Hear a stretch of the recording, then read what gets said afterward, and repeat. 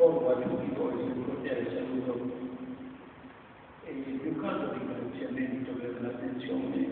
che la vostra presenza testimonia nel nostro divieto. Primo fra tutti, Sua Eccellenza,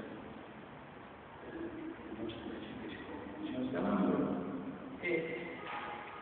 il reverendissimo Don Benedetto Maria Chianetta, che è l'autorità più alta in materia, per cui parliamo stasera, che è venuta a testimoniare la valenza dell'opera e l'impegno di Monsignor Divieto. Abbiamo già sentito qualcosa. Il libro gode di una sua affermazione, per cui mi ritengo disperitato da ribadire quanto lui ha sottolineato il confronto dell'opera. Non solo di rapporti di amicizia e di fraternità che mi legano a Monsignor Divieto, ma perché evidentemente traspare alla sua vita che lo stesso rappresenta per lui un tributo di affetto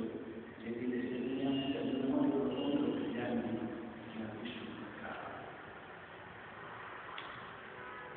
Proprio a volte di questi rapporti,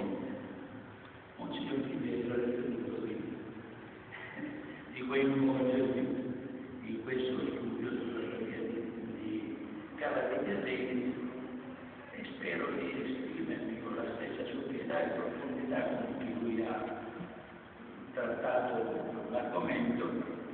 però mi ha assegnato un compito, non esattamente quello che ha detto la signorina Paola, ma i rapporti tra la pazzia umana e l'epoca in cui questi rapporti sono nati, si sono svolti e poi culminati nella consacrazione della Chiesa parziale di Cava, che fu fatta proprio da Orlando. È vero che le fonti richiamano San Pietro Papa Carbone, quello che sono non dice niente, se non mi ho occupato, non dice niente. Ma comunque questo santo seguì successi al fondatore del Casale di Cava, del primo numero del Provitorio, di ritorno da Cunini, non vi sfugga questo nome Cunini, da essere Cunini, era accompagnato da un giovane discepolo, Ottone, e il futuro Papa Urban II. Diciamo che questi rapporti non possono essere su questa conoscenza, su questa frequenza, c'è qualcosa di molto più ampio.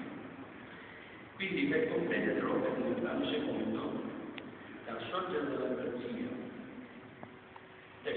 pazzia della proclamazione della prima crociata, occorre illustrare un pochino la posizione della Chiesa